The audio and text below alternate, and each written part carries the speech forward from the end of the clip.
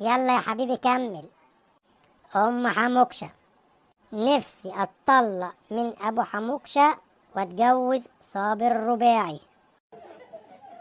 نعمين يا حالتها؟ هو المكتوب قدام مني يا حاج. ايه الكلام ده يا ام حموكشة؟